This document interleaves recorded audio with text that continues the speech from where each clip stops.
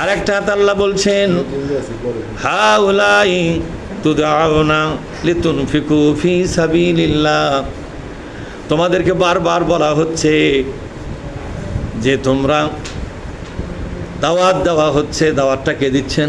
আল্লাহ। তোমাদেরকে দাওয়াত দেওয়া হচ্ছে। এই আয়াতটা আসছে সূরা মুহাম্মদ থেকে। কোন সূরা? সূরা মুহাম্মদ, কোরআন শরীফের 47 নম্বর সূরা। কত নম্বর সূরা? 47। এই সূরা মুহাম্মদ থেকে আয়াতটা এসেছে। আল্লাহ বলছেন তোমাদেরকে দাওয়াত দিচ্ছি আমি আমার ইসলাম বিজয়ের পথে, একটু অর্থ খরচ করো। ফামিনকুম মান ইয়াবখুল, তোমাদের মধ্যে এই শোনার পরে দেখা যাবে কিছু লোক কৃপণতা করতেছে। কি করতেছে? কৃপণ, বখিল। এই আলোচনা শোনার পরেও কিছু লোক কৃপণতা করতেছে। এই সাক্ষীরা কে দিচ্ছে? জোরে বলুন। আল্লাহ। ফাইন্নামা ইয়াবখালু আন নাফসিহি, সে আসলে নিজেকে ধ্বংস করার জন্য কৃপণতা করতেছে। এই কৃপণতা তাকে বাঁচাবে না, বরং কি করবে? এটা ধ্বংস করে দিবে। তার পরকাল নষ্ট হয়ে যাবে, কবরের শান্তি নষ্ট হবে, পরকালের সম্মান আর মর্যাদা নষ্ট হয়ে যাবে, ধ্বংস হবে। এই কৃপণতা তাকে নষ্ট করে দিবে, ধ্বংস করে দিবে। আল্লাহুল গানিয়্যু, আল্লাহ কিন্তু মহাধনী। ও আনতুমুল ফুকারা, তোমরা কিন্তু দরিদ্র, ফকির, মিসকিন। কে বলছেন? তারপর আল্লাহ বলছেন ওয়াইন তাতাওয়াল্লাউ, তোমরা যদি আল্লাহর এই দাওয়াত কবুল না করো। কে বলছেন? বলেন তো আল্লাহর দাওয়াতটা কি? আল্লাহর পথে তোমরা খরচ করো। এটা কার দাওয়াত? আল্লাহর দাওয়াত, খরচ করো। আল্লাহ বলছে এই দাওয়াতটা যদি কবুল না করা হয়, ইয়াস্তাবদিল কওমান গায়রাকুম, তোমাদের পরিবর্তন করে নতুন একদল মানুষকে নিয়ে আসবো আমি। তো আল্লাহর পথে খরচ করার আর সুযোগই তোমাদেরকে দেব না। কৃপণদের জন্য ইসলাম নয়, কৃপণদের জন্য কোরআন নয়, কৃপণদের জন্য জান্নাত নয়, কৃপণদের জন্য আল্লাহর কোনো রহমত এবং বরকত নয়। এখান থেকে বের করে দিবেন কে? মারাত্মক কথা আল্লাহ বলছেন, যদি আল্লাহর পথে খরচ করে এই দাওয়াতটা কবুল না করো, আমি তোমাদেরকে আমার বান্দা হিসেবে বাতিল করে দেবো। নাউজুবিল্লাহ বলেন। আমি অন্য একদল বান্দাকে আমি এই কাজে লাগাই দেবো। এখন আল্লাহ দাওয়াত দিচ্ছে কার মাধ্যমে বলেন তো? কি দিয়ে দাওয়াত দিচ্ছে? কোরআন দিয়ে। আল্লাহ দাওয়াত দিচ্ছে কি দিয়ে? পেছনে যারা আছেন কথা বলেন, কি দিয়ে দাওয়াত দিচ্ছে? আল্লাহ কি নামে আসা করবে যে আমি তোমাদের আল্লাহ হই, এনা দাওয়াত দিবে রাখছি বা না শোন, এইখানে বলবে?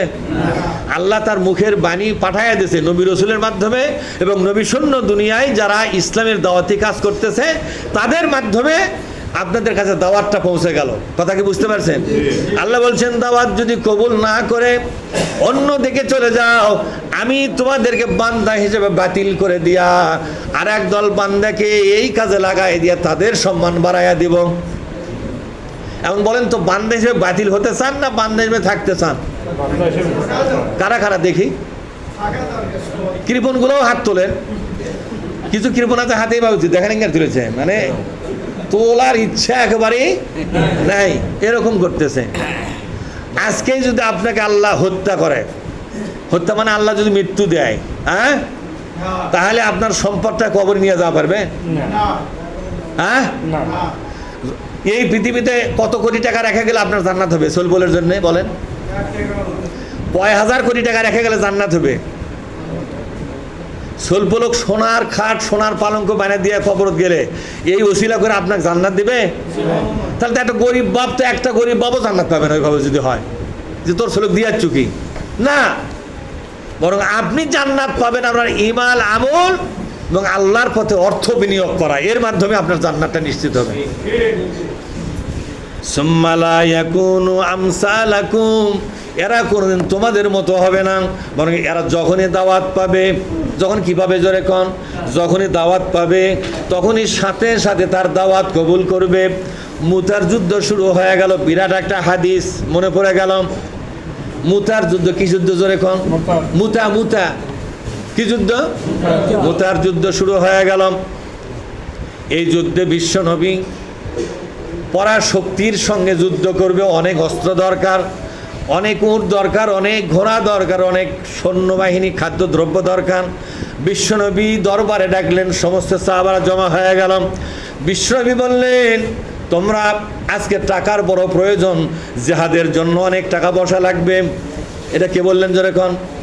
বিশ্বনবী বললেন, এ কথা মেম্বারের ওপর তালার থেকে বলতেছিলেন, মেম্বার 3টা থাক না, ওই ওপরের থাকে উঠে বলতেছিলেন।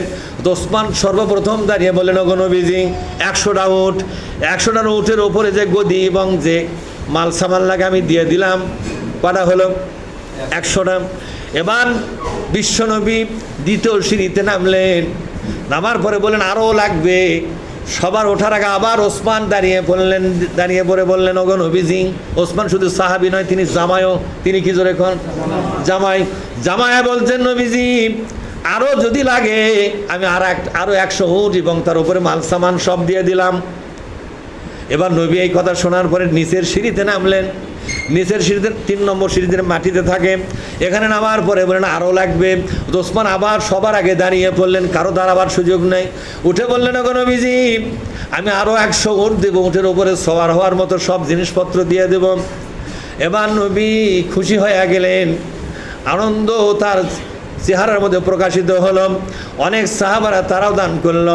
হয়তো ওসমান সেখান থেকে বাড়িতে গেলেন, একটা টোপলা করে নিয়ে আসলেন, ব্যাগের মতো করে একটা থলে নিয়ে আসলেন, যে আমরা ব্যাগ বলে থাকি, ব্যাগ ভরা জিনিস।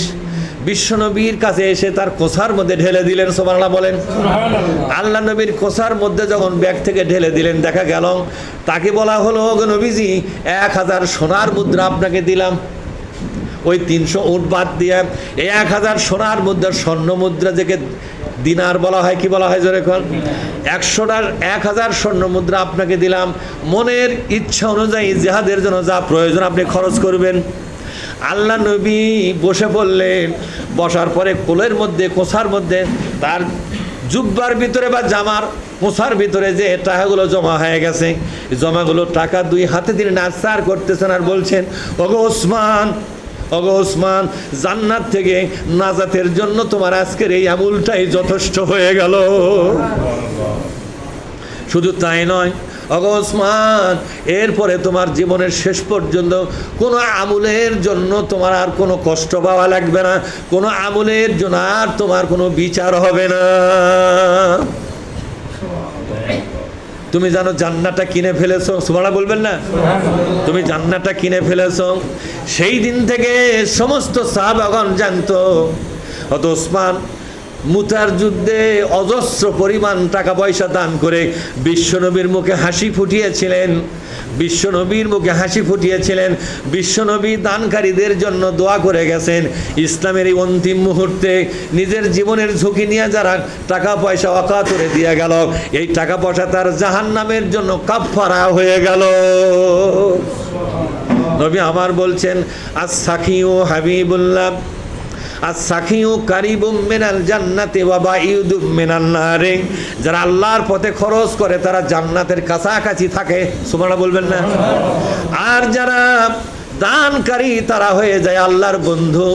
তারা কি হয়ে যায় জোরে কোন? আল্লাহর বন্ধু। হাবিব শব্দের অর্থ কি? হাবিব মানে বন্ধু। এটা কিরকম বন্ধু তা জানেন আপনারা?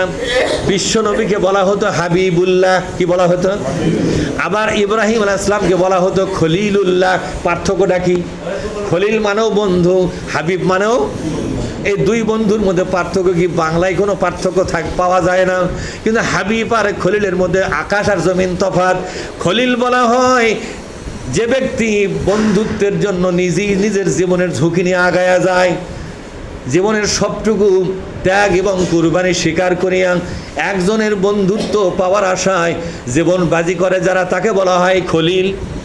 আর হাবিব বলা হয় যে কিছুই করবে না, ওই সন্তানের মতো, যে সন্তান অন্য কাউকে আদর করার এখনো বয়স হয় নাই। আছেন এরকম সন্তান? 1-2 দিন বা 1 মাস 2 মাসের সন্তানকে আপনাকে চুমা দিতে পারবে? কথা বলেন? আপনাকে আদর করতে পারবে, কিন্তু 1-2 দিনের বাচ্চাকে কোলের মধ্যে নিয়ে আদর করে কারা? এই সন্তান কিন্তু আদরের জবাবে আদর দিতেও পারবে না। এই সন্তানকে বলা হয় হাবিব, যে ব্যক্তি নিজে আদর করতে পারে না কিন্তু আদর পাওয়ার হকদার হয়ে গেছে। আমার নবীকে আল্লাহ হাবিব বলে ডাক দিয়ে বলেন, ওগো হাবিব, তুমি আদর পাওয়ার হকদার আগেই হয়ে গেছো। আমার কাছে আদর দেওয়ার জন্য তোমাকে জীবনের ঝুঁকি নেওয়া লাগবে না। ইব্রাহিম তার জীবনের সবটুকু আমাকে দেওয়ার পরে আমি তাকে বলেছি খলিলুল্লাহ। সে হচ্ছে আমার খলিল, খলিল মানে আমার বন্ধু। ও আমার সাথে বন্ধুত্ব করার জন্য সবটুকু ত্যাগ স্বীকার করেছে। আর বিনা ত্যাগে, বিনা পরিশ্রমে আমি আল্লাহ নিজের দায়িত্বে তোমাকে ভালোবেসে ফেলেছি।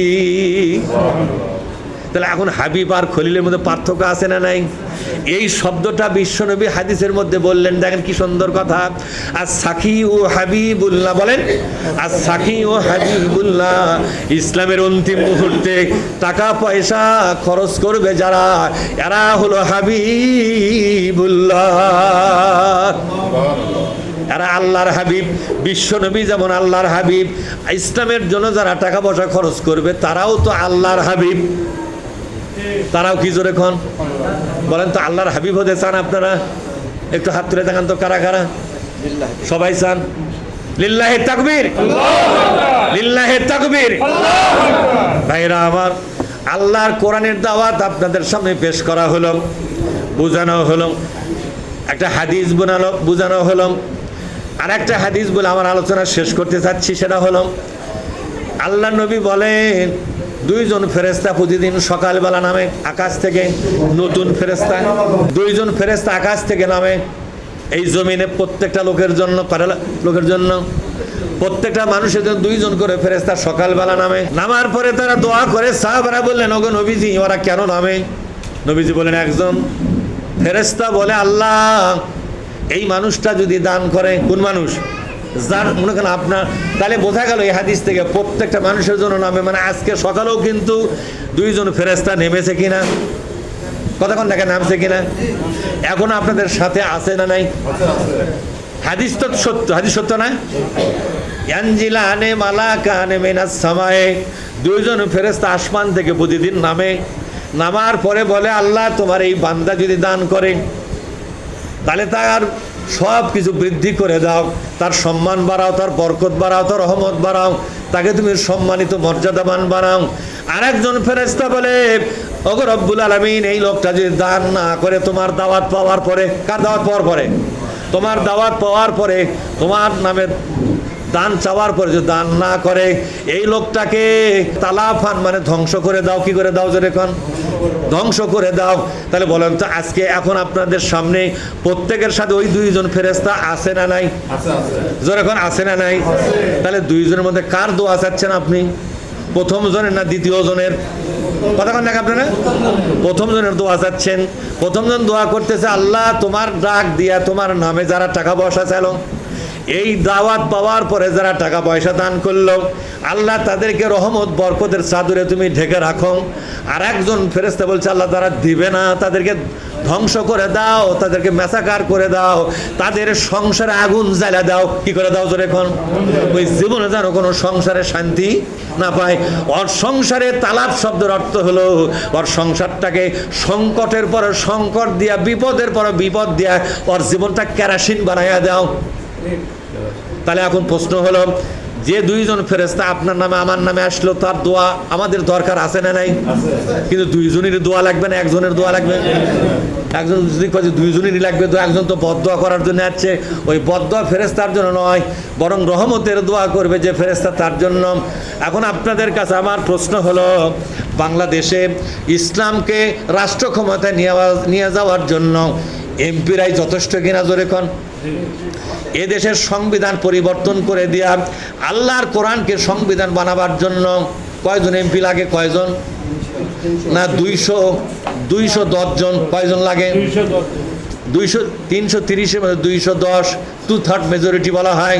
এই 210 জন এমপি যদি জামাত ইসলামীর হয়, বিনা যুদ্ধে, যেরকম বিনা অস্ত্র, বিনা তলোয়ারে, বিনা অস্ত্রপাতি, বিনা সশস্ত্র যুদ্ধ ছাড়াই, এগুলা ছাড়াই ইসলাম বাংলাদেশে বিজয় হয়ে যাবে। সুবহানাল্লাহ বলেন। কারো রক্ত দেওয়া লাগবে না। এই 310টা এমপি পাঠাবার জন্য যে নির্বাচনী যুদ্ধ শুরু হয়ে গেছে, এই নির্বাচনী যুদ্ধ কি টাকা ছাড়া হবে? একটা পোস্টার কি টাকা ছাড়া হয়? একটা মিটিং মিছিল কি টাকা ছাড়া হয় নাকি? তাহলে এই যে যুদ্ধের সরঞ্জাম, মুতার প্রান্তরে যুদ্ধ করার জন্য সাহাবারা যেমন টাকা পয়সা দিয়ে জান্নাতটা নিয়ে এনেছে, আপনারাও তো এই যুদ্ধে যোগদান করতে পারেন কিনা? জোরে কোন? একটা এমপি পাঠানো মানে কোরআনের পক্ষে একটা শক্তি ওখানে গেল। আমাদের আদমদিঘি দুপচাচে একজন প্রার্থী হয়েছে, নূর মোহাম্মদ আবু তাহের মাঝে মধ্যে বক্তৃতা দেখবেন, এত বেশি জনপ্রিয় হয়ে গেছে আমাদের বিপক্ষ দল আজকে চোখে সর্ষের ফুল দেখতেছে। সুবহানাল্লাহ বলবেন না? আমরা গ্রামে গ্রামে ঢুকতেছি, আমি কিছু বাড়িতে গেছি, যাওয়ার পর বলছে হুজুর আমরা নিয়ত করে ফেলাছি। সুবহানাল্লাহ বলে। সব দল দেখা শেষ, এখন এক দলের দেখা বাংলাদেশ, তার নাম কি? জামাত ইসলামী বাংলাদেশ। সুতরাং জামাত ইসলামীর যত নেতা, সমস্ত নেতাগুলো হলো আল্লাহওয়ালা, এরা দুর্নীতি মুক্ত, এরা চাঁদাবাজ মুক্ত, এরা সন্ত্রাস মুক্ত জীবনযাপন করে, এরা আমানতদার, এরা আল্লাহওয়ালা, এরা পরকালের ভয় করে, করে কিনা জোরে কন। এবং শুধু তাই নয়, প্রত্যেকটা এমপি একটা শহর কেন্দ্রিক জুমা ঘরের ইমাম হওয়ার যোগ্যতা আছে, আছে না নাই জোরে কন। সুতরাং এরকম আল্লাহওয়ালা ইসলাম লোকদের ক্ষমতায় পাঠাবার জন্য আজকে নির্বাচনী যুদ্ধের সর্বোচ্চ টাকা আপনাদের দিতে হবে। আপনার টাকা দিয়া এই যুদ্ধে যেন আমাদের জন্য মাল সামান কেনা সহজ হয়ে যায়, ঠিক না ভাই? ঠিক।